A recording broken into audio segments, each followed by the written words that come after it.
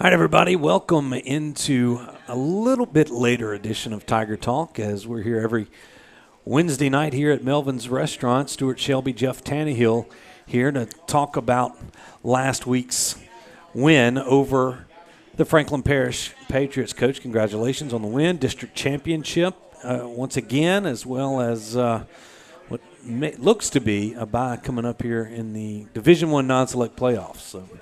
Great job. Great capping off a great regular season. Well, I appreciate it, Stewart. The kids played really hard, and we I thought we improved every week, and we're just trying to get better and better as the year progresses. And our district, they won a lot of football games to help our power rating, and just 14 straight district championships for the Tigers. So it's been a fun year. I've really enjoyed this group. They've worked tremendously hard, and the senior class has been great leaders, and it's just fun to watch them get better each week. And we've got to continue to do that through the next couple of weeks to get ready for these playoffs. So we're going to talk about looking forward to that. Yeah, definitely. It's a new playoff format. We're going to talk about that a little bit. Maybe just some projections here in segment number 2. Also, our final segment's going to be a long segment, but it was a segment. A couple of former Neville Tiger players turned coaches have gone on to a lot of success. As that's Barry Rubin and Bill Johnson. That you're going to air that. We're going to actually show you, and you can listen to that interview. You don't want to miss that. I saw it this morning, and y'all did a great job with it, and they are awesome guys. We're excited to bring that to you, so we'll have that full interview here coming up on the back half of our show, knowing it's a bye week this week here in Week 10, so the Tigers don't have an opponent Friday night, and most likely, it's not official, but most likely have a bye week next week. And we will have Tiger Talk again here next week. We've got a lot of players we'd like to talk to and some other support groups from around Neville that we will be able to talk to next week. Guests. That's right. All right, well, let's get into that victory over Franklin Parish. They come over to our place, new coach, kind of a new system. And a tough team, a team that is 7-2 on the season, or 6-2 coming in, and still one of those teams we talked about helping the Tigers with power points. But the Tigers came out kind of on fire there.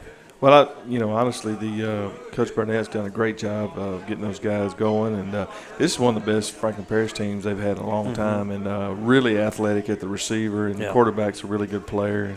But their receivers are the main part of that group, and really they remind me of the old Bastrop teams when Coach Burnett was up there at Bastrop, and they really do a great job offensively of throwing the football, and a little scat back they had back there did a good job of running the ball the other night. But I really thought our guys came out firing on all cylinders.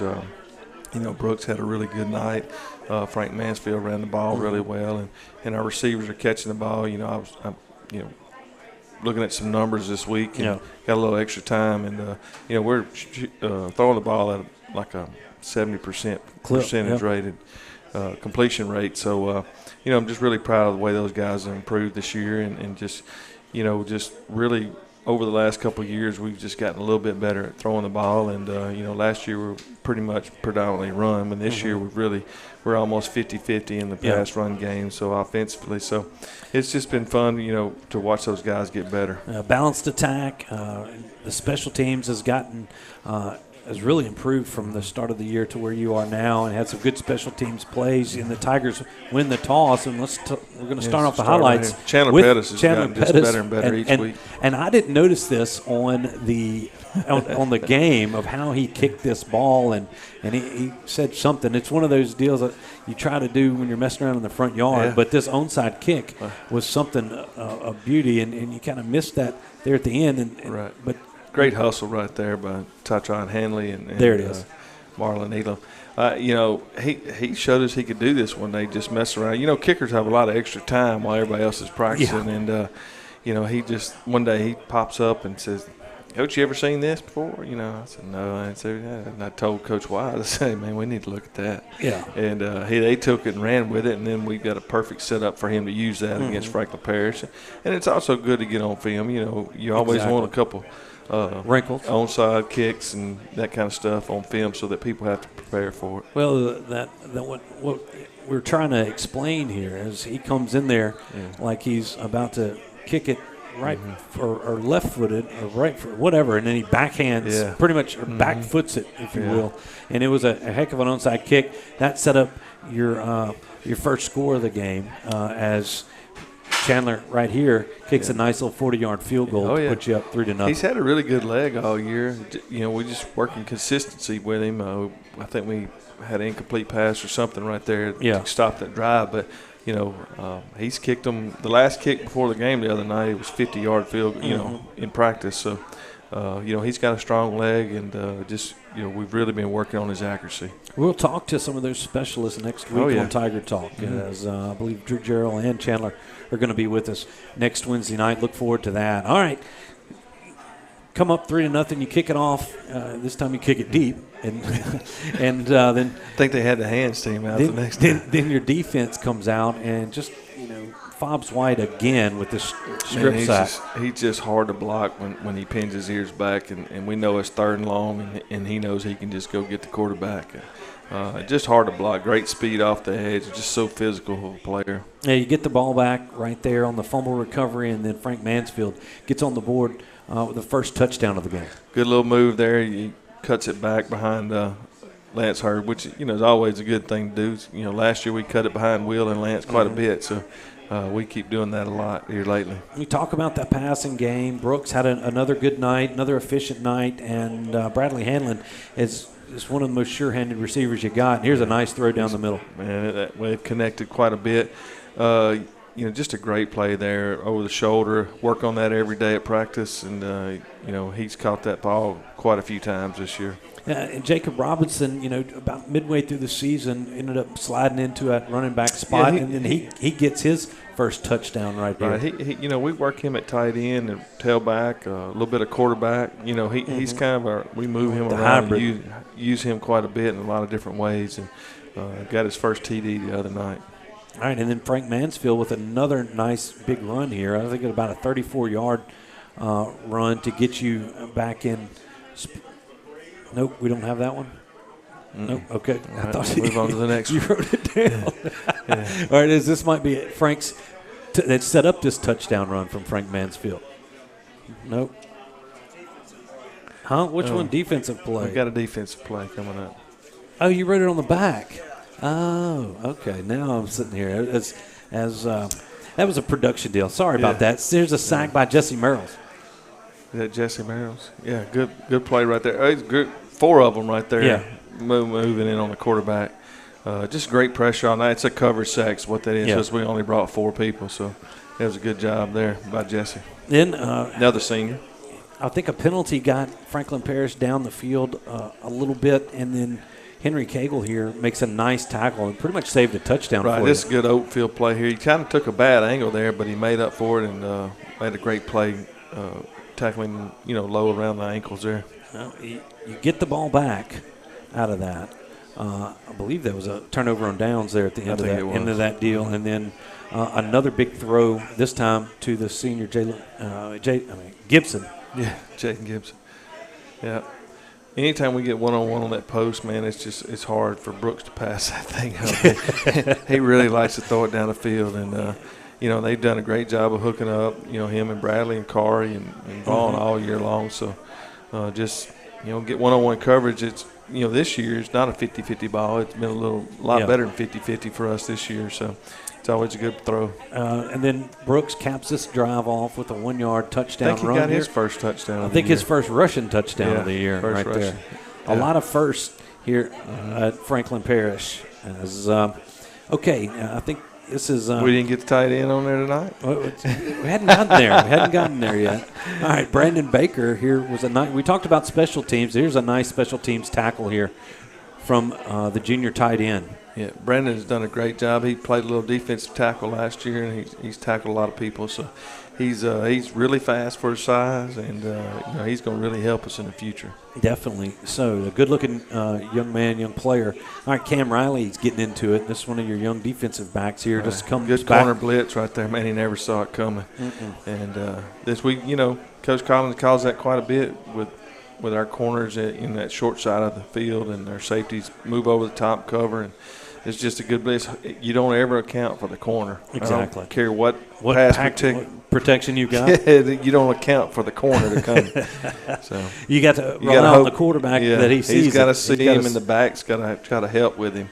All right, then D'Angelo Woods causes this fumble right here, and then Cagle looks like he might have almost had a touchdown there. They were trying to get him in there. Good block right there in the front, right there by Robert Graves, too. And D-Wood, that's a hustle play right there. The guy broke through the line of scrimmage, and he tackled him from behind. That's D-Wood all year long, man. He's just played great. A big pressure. I mean, your defensive line had pressure on the quarterback all night last Friday night. And then that sets up Brooks hits Mason here on this little pop pass. That's our goal line play that we've run for years around here, and if they don't really run with motion, then either the tight end or the other tight end will be open most of the time. So wide open right there in the end zone, he just does a good job. Hits him right in the numbers. Yep, right there. All right. And then we have the screen play here that Robert Graves did a nice job of reading this and making a nice tackle. He just slipped right by the blocker there and made a great play. That's just instinct on the ball. And they do that a lot to us when we go one-on-ones and we run screens.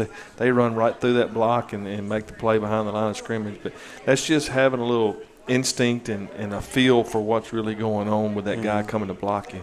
All right, now we're going to get to this 34-yard run by Frank Mansfield as we've got it. And Frank had a nice night. He got over 100 yards rushing and a couple touchdowns. Well, he just shot right through there, and then that's outran everybody. A great play right there. That good was blocking by the O-line.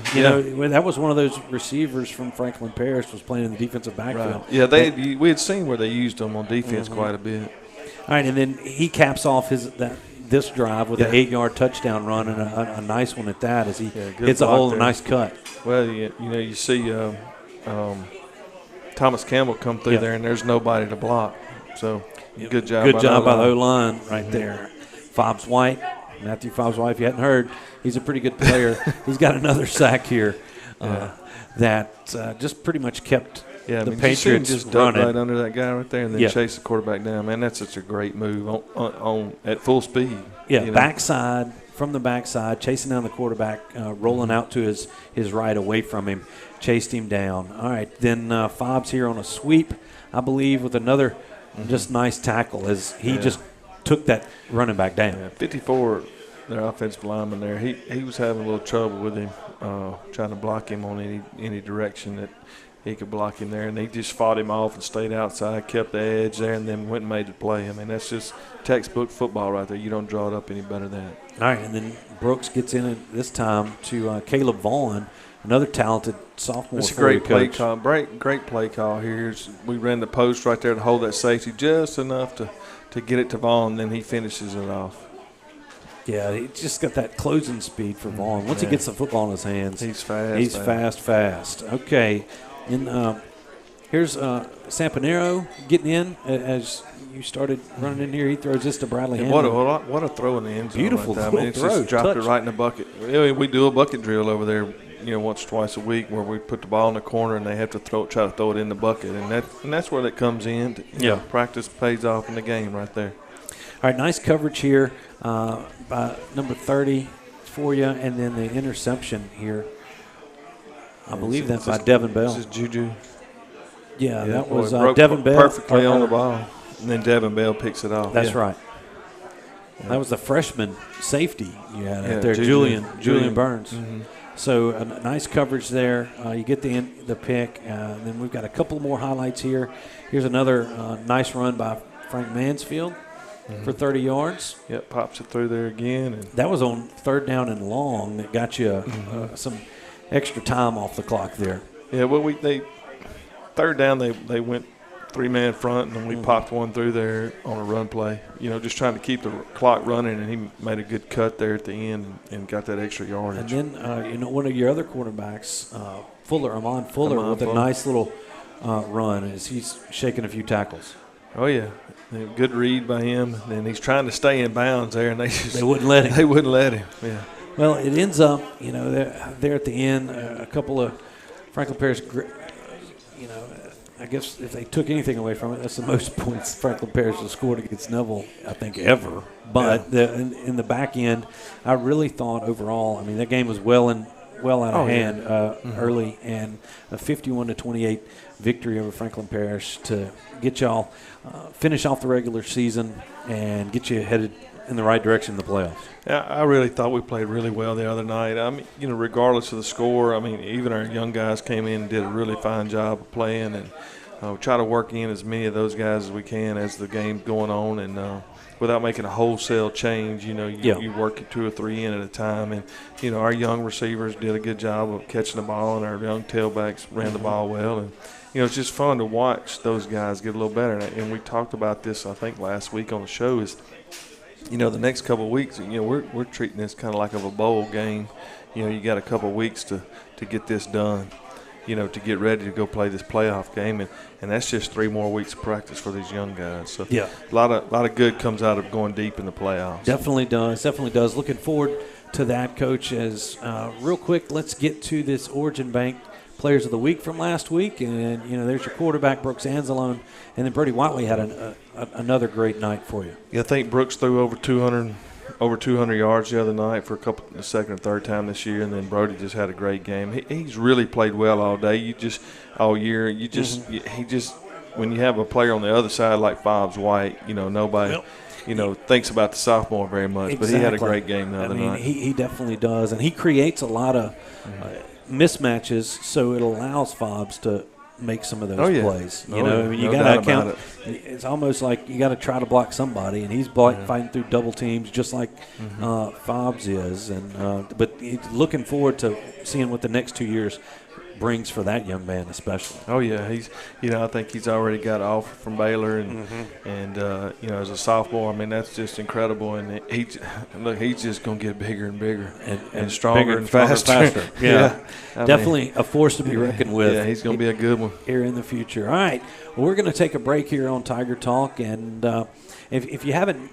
Before we do that, we got to notice this. We're still with our friends over there at Sleepy Hollow Furniture that do all of the provide the set for us, and we just really appreciate them. They're on the corner at 9th and Louisville in Monroe. Okay, time for a break. When we come back, we're going to do what Coach Tannehill really likes to do, and that's predict what's going to happen in the playoffs. So we've got a nice segment. Got a lot of help this week from Will Anders. So I know. If something's wrong, we'll have to blame it on Will. We know who to blame, but we got a nice segment coming up for you, and also after that segment, we're going to have a great interview that I told you about. That's a don't miss, guys. Exactly. Can't miss it. So stay tuned. We'll be back with more Tiger Talk right after this.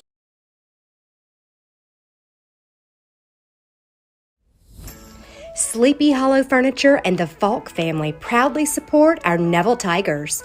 Just like the wide variety of athletics and academics Neville excels in, Sleepy Hollow offers your premium mattresses and adjustable bases, every kind of home furniture, and just in time for your favorite season, quality in-stock patio furniture ready for the big game. Come shop your Neville Tiger family at Sleepy Hollow Furniture. Call David's Mobile Detail and Power Wash for all your detailing and power washing needs and soft washing capabilities too. They detail cars, trucks, ATVs, UTVs, boats, and even planes. They offer commercial and residential hot water power washing on nearly all surfaces including concrete, wood, and stucco. Give them a call 547-3233 or visit them online at davidsmobiledetail.com or stop by 2501 Washington Street in Monroe. David's Mobile Detail and Wash, proud supporter of Neville Tiger football. Being a strong team means accomplishing great things by working together. Being a Neville Tiger means striving for excellence in all things. Origin Bank and Neville High School share a long history of making a difference in our community. Together with the Food Bank of Northeast Louisiana, we're able to provide meals to children, families, and seniors facing hunger in Northeast Louisiana. Origin Bank and Neville Tiger football, always a winning combination. Origin Bank, member FDIC. Hey Neville Tiger Nation, this season if you find yourself feeling a little under the weather, visit Go Family Health on North 18th Street. They cover flu shots, sports physicals, sick visits, annual visits, or if nothing is wrong, they can do your regular checkup. Go Family Health has a happy staff, clean office, and they can take care of all your family's health care needs. This is Tiffany Terra with Go Family Health. We love our Neville Tigers, and we want to thank all of Neville Nation for always supporting Go Family Health. Do you suffer from frequent back or neck pain? Were you in an accident and can't get rid of those constant aches? Maybe you're someone who deals with chronic migraines and tension headaches. It might be time to see how Martinez Chiropractic can help you. The goal of Martinez Chiropractic is to reduce or eliminate pain in just a few sessions using the latest in chiropractic technology. Don't suffer in pain another day. Call Martinez Chiropractic today at 318-654-4310 or see them in person, 1828 Tower Drive in Monroe. Mama DeLuca's pizzas are custom made, fresh to order right in front of you. We offer 3 different sizes of pizzas, 9, 12, or 14 inch. Mama DeLuca's pizza is prepared to your order. The pizza cooks in less than 3 minutes. We have 16 different toppings to choose from, 8 unique sauces to complete your pizza. In addition to pizzas, we offer to our customers boneless wings with your choice of a dipping sauce. Mama DeLuca's Pizza offers delicious garlic Parmesan breadstick, freshly made to order pasta noodles. We're Mama DeLuca's Pizza in the Subway on Lammy Lane, and we hope to see you soon. Winning is synonymous with Neville High School and Williams Orthodontics. Where the Neville Nation strives to finish strong on the field, court, or diamond, Dr. Kevin Williams and his staff share the same passion to deliver outstanding smiles to all patients in North Louisiana and South Arkansas. If you or anyone in your family are needing an orthodontic consultation, call the friendly staff at Williams Orthodontics to schedule an appointment so you too can be on the road to a winning smile. Williams Orthodontics says, "Go Tigers." Here at Parker Alexander, we obtain justice for those who've been injured due to the negligence of others. Whether that's in a car accident, a truck accident, wrongful death, we also make our community safer. We hold violators accountable.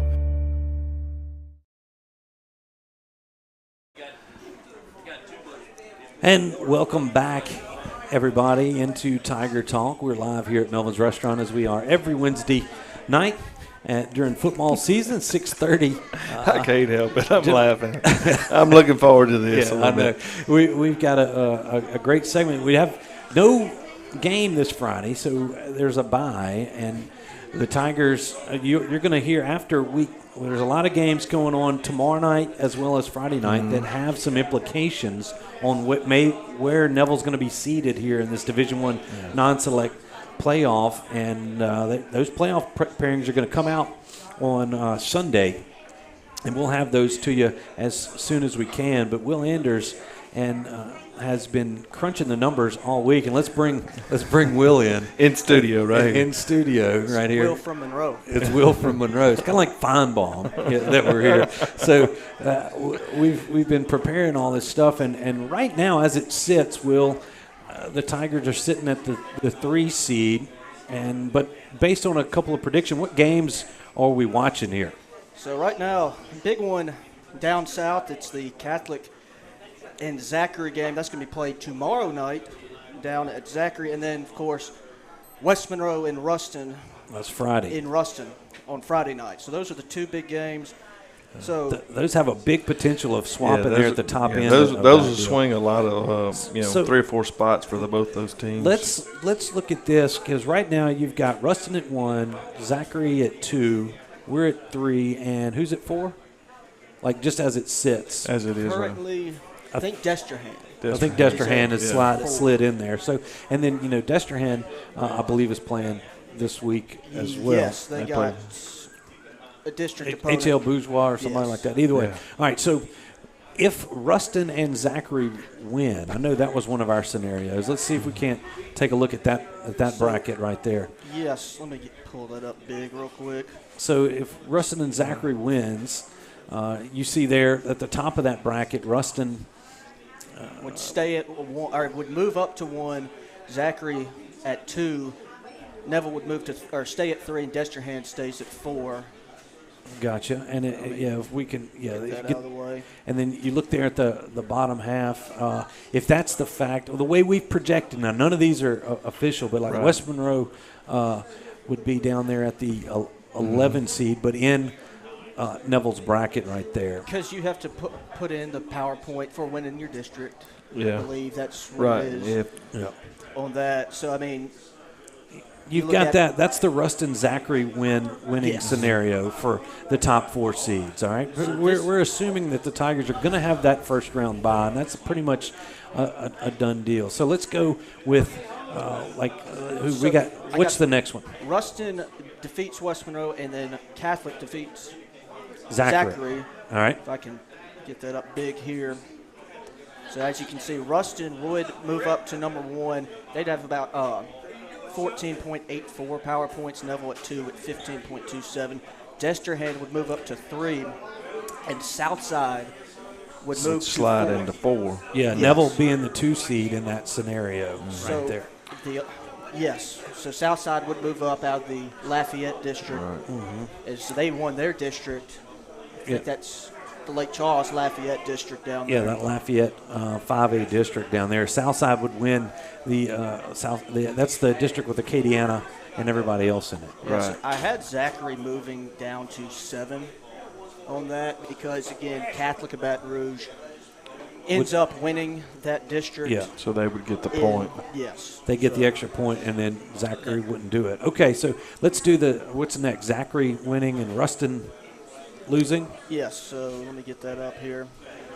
So the Zachary win, Ruston loss. Zachary moves up to number 1. Neville moves up to 2. Destrehan 3, and Southside again moves up to 4. So again, one of them loses. They're going to replace each other. Correct. Yeah. Right there at the top. Right there, it'd be West Monroe would actually jump. Yeah, we have them 7. If the Zachary win, Ruston loss, we're projecting that you would have possibly Ouachita in the second round and West Monroe in the quarters, which would be one crazy playoff run up here in the old District 2-5A. Definitely getting back together. We'd have some crowds, wouldn't we? Yeah, they would. And West Monroe would jump up to 14.1 power points. That's including with their district championship there. And then we got one more to go through. Let's go through that. Both teams losing. This is the one that if both Ruston and Zachary lose, that would put the Tigers all the way to 1. All the way to 1. Then Destrehan over there at 2. Southside moves up to 3, and then Slidell would move up to 4. Yeah. Because they were sitting on that 5 spot. Mm-hmm. So if they can get that, if both of them lose, Slidell would move into that bye for the first round of the playoffs. Mm-hmm. And, I mean, you're still looking at Ouachita in the possibly second round, and then Zachary. It seems like those lines, no matter where we go, kind of seem to float along follow the Tigers. Yeah. Because they're probably going to drop a couple points because of the Pineville game this week, with only getting 10 total points out of that. Right. With a win. Because Pineville has no wins on the. Yeah, and this is all predictions and a lot of these, after I think Will and I were looking at it yesterday, that after like 15, there could be some losses in there and those could be shuffled. You could have losses with East Ascension and Dutchtown. Right. That could completely change the whole thing, And to Will's credit, he's gone down, almost down to the bottom and worked almost every scenario, and there's a bunch of them. And then there's the scenario that always seems to happen is that Saturday after. It could be a fight at a game. Yeah. And then that you could get some quick like judgments from the LHSA. It could be forfeits and things of that nature that could – or people that are pulling out of the playoff. It's just a lot of stuff can happen between now and then. But generally at the top, at least from who we've played, we can almost see that next week's bye is very, very likely. Oh, yeah. Very, very likely. Yeah, I don't see the Tigers moving out of the top 3 at all. Even with any other type upset that happens below us, I just don't see it. Right. I mean, the one you do have to watch is North Caddo and Who are they Darbone playing? Woods. North Caddo and Darbone Woods. That'll be actually a close swing point if you think about it in the long run, because you're looking Zachary wins, Rustin loses. That 100 point would actually move Desterhan over Neville. Oh, wow. Into the two to the 2 hole. Huh. So there's a lot of stuff that can go, and we just thought this segment would be as informative as it possibly could be. A lot of questions. But there's a phone lot of calls, questions. But that everybody's kind of wanting to know. But they're trying to figure out, making plans, doing whatever. That's what we project, and that's all we can do. It will be official Sunday. If you've got the LHSAA app, you'll have an early bracket release at 10 o'clock. And if you download that, but we will be monitoring it and be as fast as possible to have that out for you. But just, Tiger fans, if you're really wanting to keep up with this, you really need to pay attention tomorrow night to the Zachary game, and then Friday night to the Rustin West Monroe game. Those are the 2 games that are the swing where we could possibly be in the playoffs. Yeah, Ouachita's playing Pineville. Not much there. I think West Ouachita's. They have. Are they off? Ash. No, they have Ash. West Ouachita's at Ash. So, and they're saying that if you talk about that old 2-5, that West Ouachita, win or lose versus Ash, should make that 2018 bracket. So that would be everybody in that district making the Division I non-select playoffs. So getting into what do you do with 2 weeks off at the end of the year?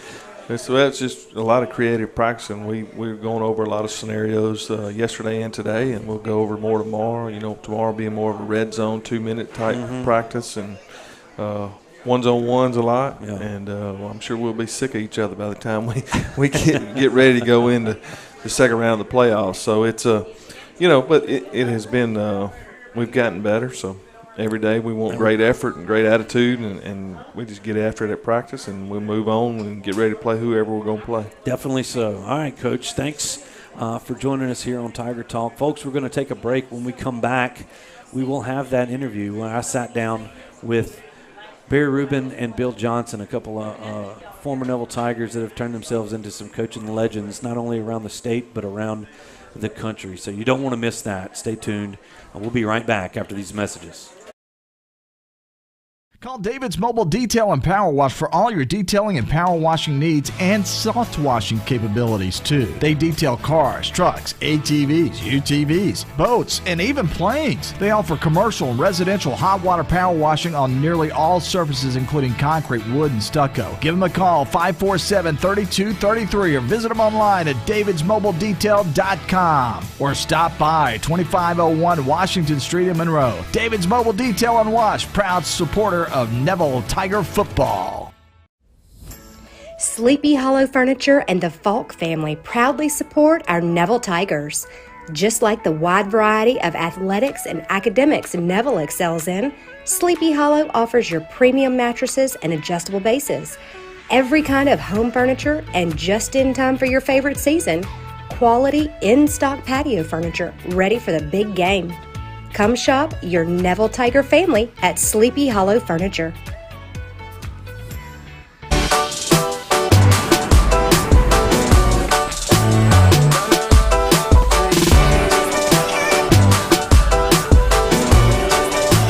This is why I run.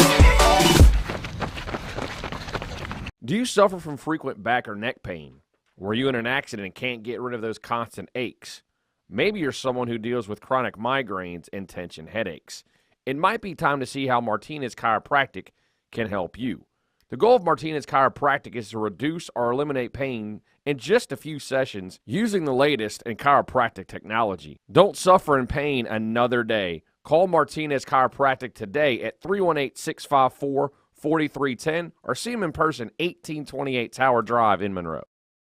Being a strong team means accomplishing great things by working together. Being a Neville Tiger means striving for excellence in all things. Origin Bank and Neville High School share a long history of making a difference in our community. Together with the Food Bank of Northeast Louisiana, we're able to provide meals to children, families, and seniors facing hunger in Northeast Louisiana. Origin Bank and Neville Tiger football, always a winning combination. Origin Bank, member FDIC.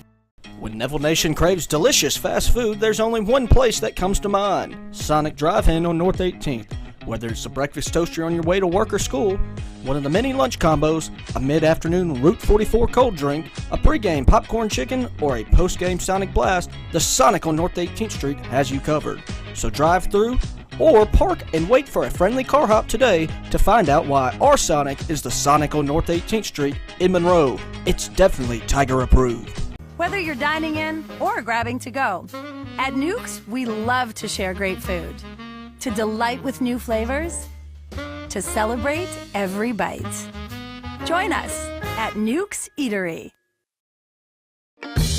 Mama DeLuca's pizzas are custom made, fresh to order right in front of you. We offer 3 different sizes of pizzas, 9, 12, or 14. Mama DeLuca's pizza is prepared to your order. The pizza cooks in less than 3 minutes. We have 16 different toppings to choose from, 8 unique sauces to complete your pizza. In addition to pizzas, we offer to our customers boneless wings with your choice of a dipping sauce. Mama DeLuca's pizza offers delicious garlic Parmesan breadstick, freshly made to order pasta bowls. We're Mama DeLuca's Pizza in the subway on Lammy Lane, and we hope to see you soon. Here at Parker Alexander, we obtain justice for those who've been injured due to the negligence of others. Whether that's in a car accident, a truck accident, wrongful death, we also make our community safer. We hold violators accountable.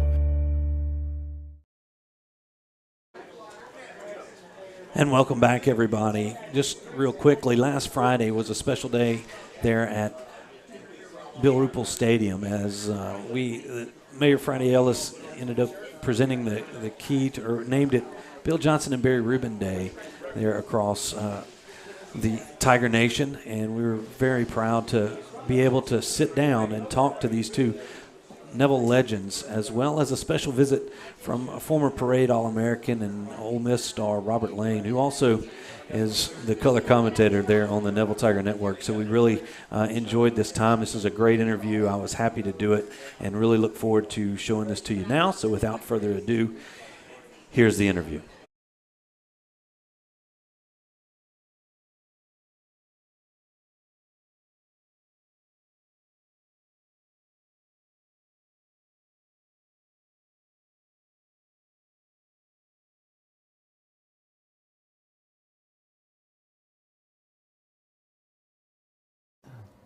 Hi, guys. I'm joined by Barry Rubin, Bill Johnson, two former Neville Tigers with a long coaching pedigree around not only the state but the country. And we are just so happy for y'all to be able to be here on the same day, especially with y'all's schedules. So welcome back to Neville High School, guys. Thank you. It's great to be here. We're honored to be here.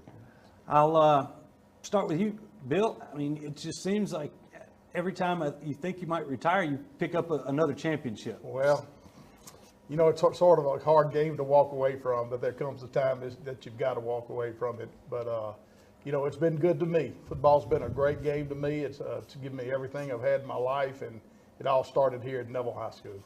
And let's talk about Neville High School, Barry, a little bit, you know, coming out of, you know, this field, same field. It's a little different than it was. So we were talking about that. As we were beginning here today, but I mean, it's a little bit different than it was, but I really want to ask both of y'all, this place, the tradition, the history, all that, but the foundation that it built for both of you guys. Talk about the impact that Neville High School had on you and allowing you to move forward in life. No doubt. I've learned so much here, grew up here. Coach Brown, Coach Smith, Coach Reagan, they were phenomenal. Even at Lee Junior High was, you know, but it definitely, I learned so much by going to school, playing football here, and then being around people like Bill. Bill, and about same question to you. Well, it all started here for me. You know, my story is I was sitting on the heater at Lee Junior High, and Van Lay walked by, and walked past me. Matter of fact, when he got to the end of the door, he turned around, looked at me, and said, "Why don't you play football?" Well, your life changed in moments, and my life changed right there, because that's the first time I started getting on a football field, and it's something I've done every day of my life since that day. And it's given me everything. It's given me every pair of shoes, every meal, everything I got in life. So I'd say it had a pretty big impact on my life. Well, after you leave Neville, both of y'all ended up graduating from Northwestern, but a couple of different paths. Take me through your path out of here into college. I signed with LSU out of high school and played running back there. Then when I came back for my sophomore year, they redshirted me and moved me to linebacker. And I was not a linebacker. And probably the place I would have gone if I wouldn't have gone to LSU was Northwestern. Yeah. And I had people like Bill and Ben Loper and Petey Payrow and Coach Miller and Joe Peace. They were all at Northwestern, who I loved. And I said, that's really the place for me. So then I transferred there and had 3 wonderful years there. I loved Northwestern and graduated from there, and that was an awesome place. I'm so glad I went there. Both of y'all, I believe, are in the Northwestern Hall of Fame, right? Yes, sir. Yeah, right there. So, I mean, that's another deal. When do you get Hall of Fame here at Neville? Started up there. All right, Bill, same deal. You went straight to Northwestern? I had a little different path, when I love football, and it was something great for me, but I didn't have any scholarship offers or anything, so I sat out my first year, worked at the paper mill. Man, I thought I was going to be at the paper mill the rest of my life, and so one night Al Miller was at Neville was having a basketball tournament, and I saw him in there. It was in December. He said, "Didn't you go to Tech or do something?" I said, "No, I'm not going to school." He said, "Man, I'm going to coach at Northwestern. You ought to come down there and try it out." So the next semester I went down there and walked on, and there it goes. There you go. And it's amazing how, you mentioned guys like Al Miller, even it's come full circle for him back here as well. And it's been it's crazy how the Neville, I guess, I don't know, not mystique, but just it's like everybody kind of, you always go somewhere, wherever you go, there's somebody from Monroe, and then you find somebody that can trace you back to these roots here on Forsyth Avenue.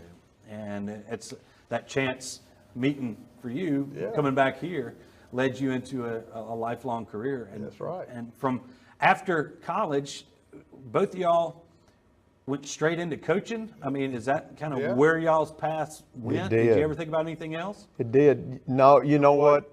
Not really. When I went to college, my goal was to graduate and come back to Neville and coach. That's what I wanted to do. And then when I graduated, I stayed on at Northwestern as a graduate assistant football coach with Bill. And then after a semester there, Al Miller became the head strength coach at Northeast and asked me to come there and be his graduate assistant. I always loved working out and lifting weights. It was a big part of playing football. And I said, you know what, I can always get back into football coaching. Now, let me see if I love this. And I went there with Coach Miller and loved it, and loved him, and it, I stayed with it since then. So you win a national championship while you're at ULM, 1987, back then, and that was just the start. We'll get into some of these championships because y'all got a few of them on your resume with the teams that you've been associated with. But Bill, going into coaching, sort of my career, and it's sort of though I was always sort of the last one in.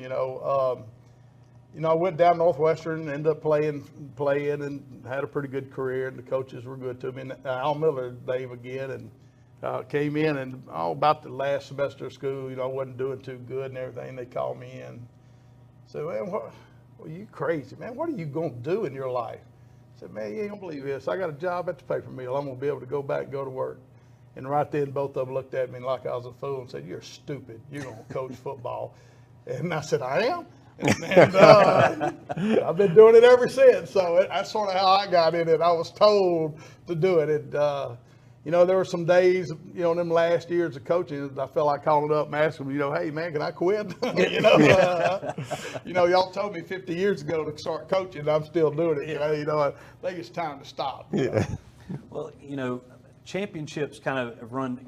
Bill, you're on the 72 team that's had their 50-year reunion a few weeks ago here. One of the most storied legendary tales here at Neville High School. But both of y'all, it's kind of like y'all were bit by the championship bug. You start out, ULM, and y'all had college national championships, both Super Bowls. Bill, you just were a part of a USFL, the new USFL championship. Little new league, yeah. Talk about, maybe what it takes or what y'all believe it takes. I mean, you're in the weight room. You've been coach of defensive linemen, but around some of these coaches that have had influence on your lives and kind of maybe teaching you. These championships don't come cheap, No, they don't. They sure don't. When I was at Green Bay, we had you can go back, you can always pick the head coach at ULM. We had Pat Collins, phenomenal. Then at Green Bay, we had Mike Holmgren, and then Kansas City, we have Coach Reed. Those are all three just top-notch coaches. And then you always need a great quarterback, and each one of them had great quarterbacks, and good team camaraderie and a good coaching staff too. It just kind of all gels together. Bill, you were part of not only a Miami national championship back was Jimmy Johnson still? Yeah, right Jimmy there? Johnson, it sure was. But you've had some of the most prolific college championship experiences, because the Hurricanes were the big deal back in the 80s right there. Yeah, when it you was were in with 87, I think, or 88. We won the national championship, beat Oklahoma in the Orange Bowl. We won the national championship in 19 down with Coach O at LSU. Rube's right. It takes a good leader, and it takes I always said it took a defensive front and a good quarterback to win a championship. But biggest thing in all that I learned is that a champion team is a team that walks hand in hand together. And then when you win that championship, just like that 72 championship and even the 87 national championship, Miami, and 09, we won the Super Bowl down in New Orleans. Those teams walk together for life. And it's something that you'll remember all your life. And usually it was because of the team, the camaraderie, the way the team worked together, the chemistry of the team, the unity of the team, and what sports is all about, of being a team. And I think that's the most important thing of what championships are. Yeah, I mean, common goals. And everybody getting buy-in from your guys. If I really knew the true formula of it, I'd be writing books. I wouldn't be sitting It's almost like sometimes it's organic. You don't know. You've got teams that you think are going to be the end-all, be-all, and then it's sometimes the ones that surprise you that come together and gel. Yeah. Barry, in the strength game, you've been in the strength coaching ever since you got out. Yes, since 1981. Exactly, in 81, and you remember a lot of strength and conditioning coaches, Hall of Fames, and it's been a lifelong, it seems like it's turned into a lifelong passion for you. Let's talk about some of the changes that it was. I mean, you walked into this weight room here at Neville and it's a whole lot different than the weights y'all were lifting in the 70s. But how has it kind of progressed from the 80s to today? You still got to stick with the basics, It doesn't matter, what year it is. You never beat some type of Olympic lifting, some type of squatting, pressing overhead, bench pressing, RDLs, things like that. I think the big thing is with some of the dynamic warm-ups, a lot of the correctional exercises, some of the prehab and things like that have changed, which has been good. Yeah. But your bread and butter are those core lifts, and then you pepper in everything else. And then, as far as running, sprinting, and conditioning, that's so important. And throwing med balls and jumping up and down on boxes and things like that, that's performance training. That's how you become your best, is by doing those kind of things. Well, at Neville, it seems to be, we've watched the difference as it's progressed. When this place opened, it was a lot of heavy lifting, a lot of that. And now it's gone more to what you just said. It's kind of evolved into this. And Coach Herndon has been here for a long time and has learned a lot, I'm sure, from, I know Al. Al Miller had come back through here, and Eric is has been a godsend Oh, for these kids, not just the football program, but the. And you know what? That man is as good as anybody. He is excellent. Neville is very fortunate to have him. Definitely. All right, Bill. So defensive line now we've got these high-powered offenses. Well, footballs are still the same. You still got to block. You still got to catch. You still got to tackle. You still got to be in great condition, play with great effort and everything. But it has changed and evolved. When we were here, to split out a guy or not have two guys in the backfield or anything like that was crazy. I think now they play with the whole field. They spread the field out. You got to be able to shrink the field now. Back in the old days, it was played like they say in a phone booth. So the game's changed. You have to stay up with the things and the change, and it changes all the time. It's changing. You just don't realize it's changing. And then you look back in 2 or 3 years, and say, well, we used to not do it that way.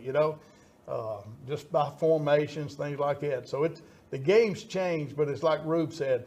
The core things that make football still there. You still got to block. You still got to tackle. You still got to catch the football.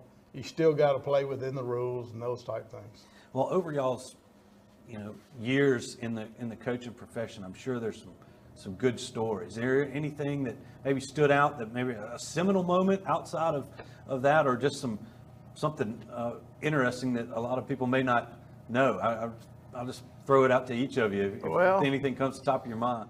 The story I usually tell is about the Super Bowl with the Saints. And the reason, and I tell that if I'm in Louisiana.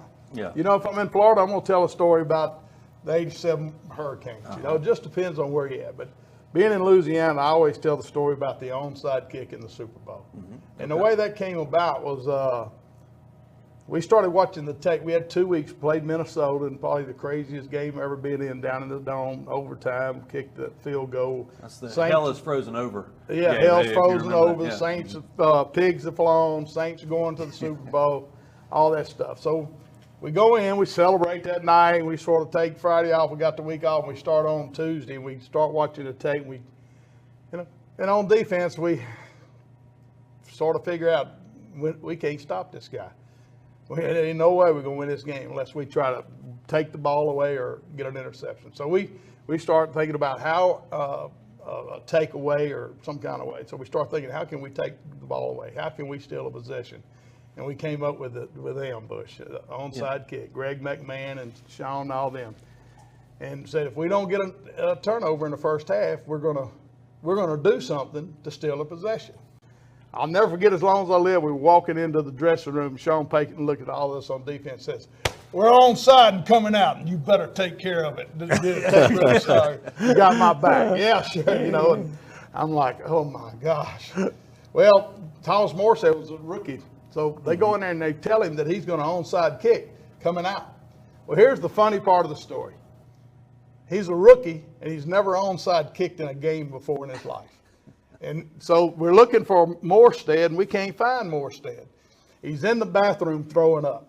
You know what I mean? Say, man, you got to kick this ball now. You got to kick this ball. We got to get this ball.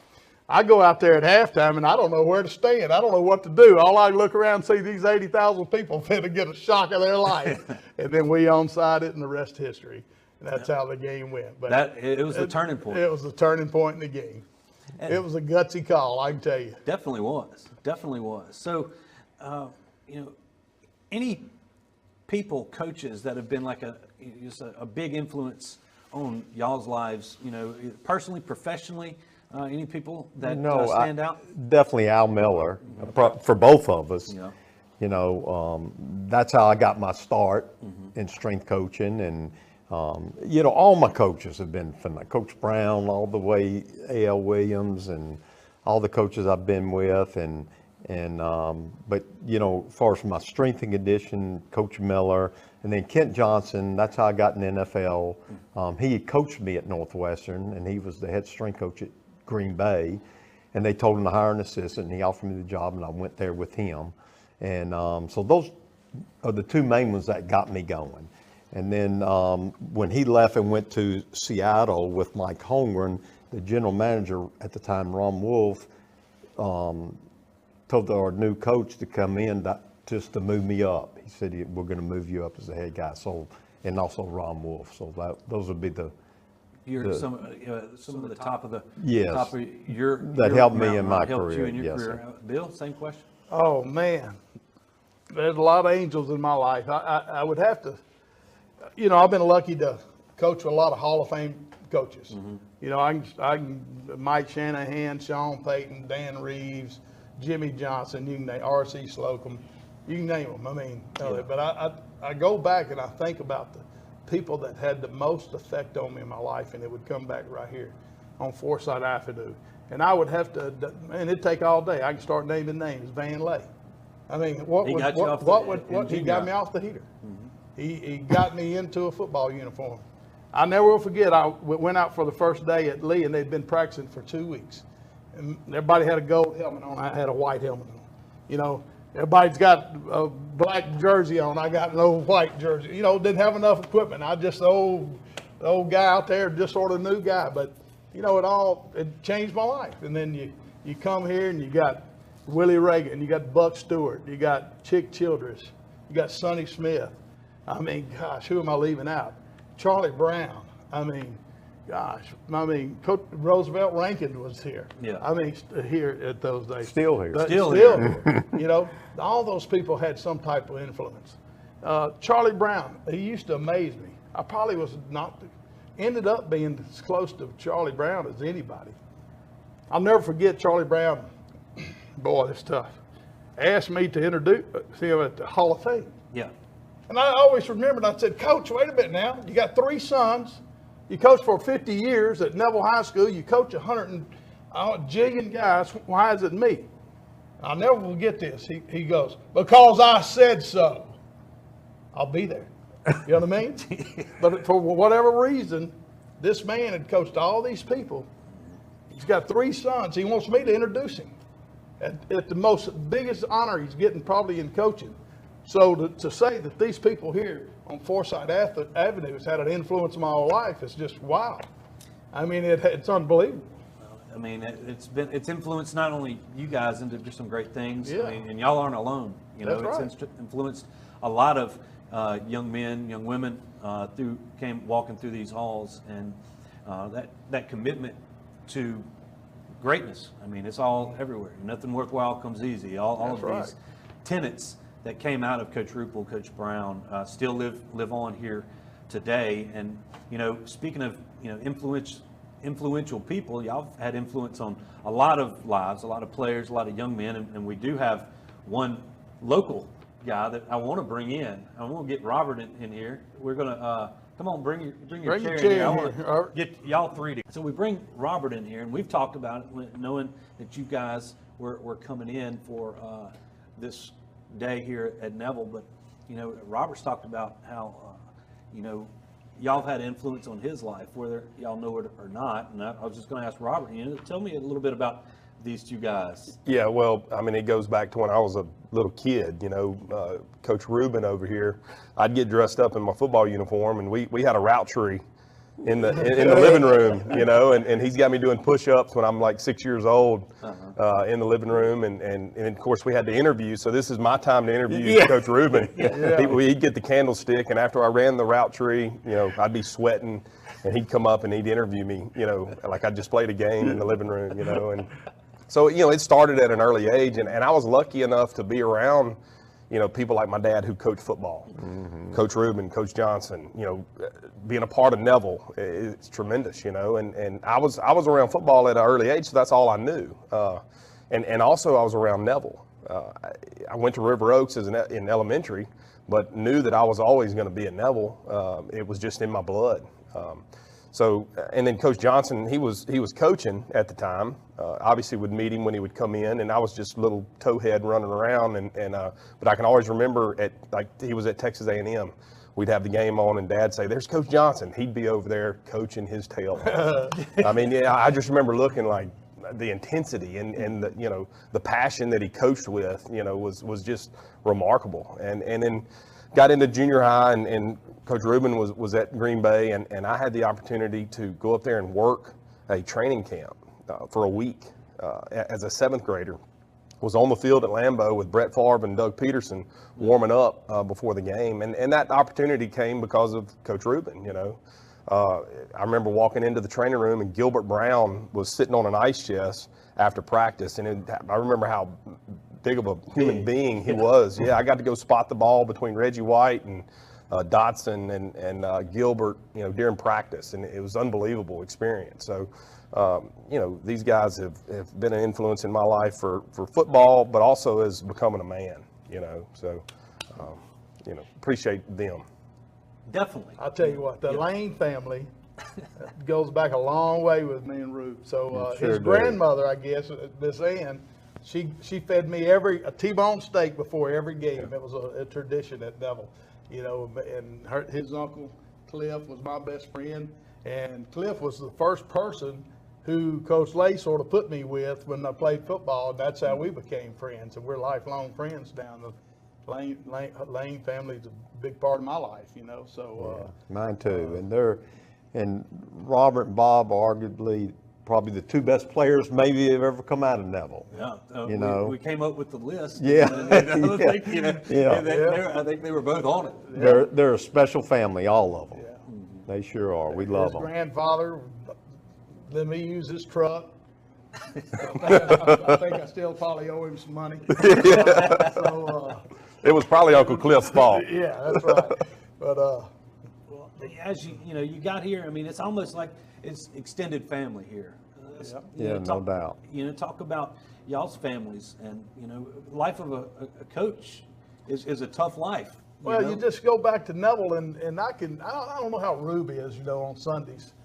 Sundays are, pretty special day in the NFL. For me it was, and I can always remember getting on that bus, and whether we'd be in Seattle, and I would be looking at the Space Needle, or in downtown Detroit, and you see the Ford emblem up there. You could be in New York, looking across the bay there, where you can see the city, and I sat on that bus and be real quiet.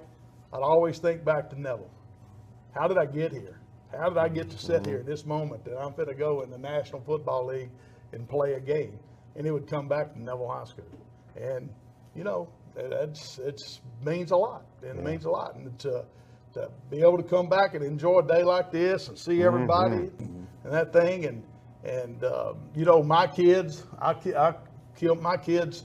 A part of my kids have Neville High School, the values of Neville High School.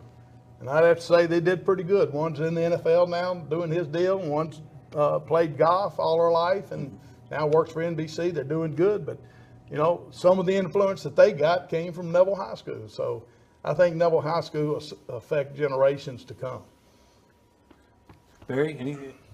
Yeah, there's no doubt that, I just, everything that Bill said is so true, and Neville and Lee kind of were the foundations of getting me going. There's no doubt about that. Well, we really, it's great. I know when Mr. Bob called me and was we were putting a lot of this stuff together. I'm glad it's definitely worked out that y'all can both be here. I mean, with the schedules and everything, I mean, you get a bye week. You get to come home and nothing wrong with a bye week. No. Came at a good time. It definitely did, and it's worked out, and it looks like it's going to be a great evening, and we're glad that y'all took the time out of y'all's day to come in and talk to me and talk to us. And I guess we're going to hopefully what we talked about today is going to hopefully be brought out to the masses, and to the more times we can talk about the strong foundations and the things that you can get not only in life, but even through here at Neville High School, and be able to use those stories. It's always a pleasure. Yeah, and talking with you guys has been a pleasure as well. Yeah, thank you. It's always fun to come back to Monroe, and I love Neville High School, love Monroe, and love these guys, and we're honored, for this. And one thing, Bill probably get mad at me for saying this, but he is the only guy in the whole state that has a state championship ring from Louisiana. Neville has a national championship ring from LSU and has a Super Bowl ring from New Orleans From Saints. the New Orleans Saints. Only person in the whole state that has that. It's the football holy trinity. It is. In the state And of he's Louisiana. the only one that has that. He may live in Georgia, but he's from Louisiana. Yeah, that's right. But if people didn't know, now they know. Now they know. Now they know that. Look, guys, it's been great. It's been great. And looking forward to this evening, and we really appreciate y'all's time. Thank you. Thank you. All right, guys. Thank you for having us. Thank you. All good. All right. Thank you, Robert.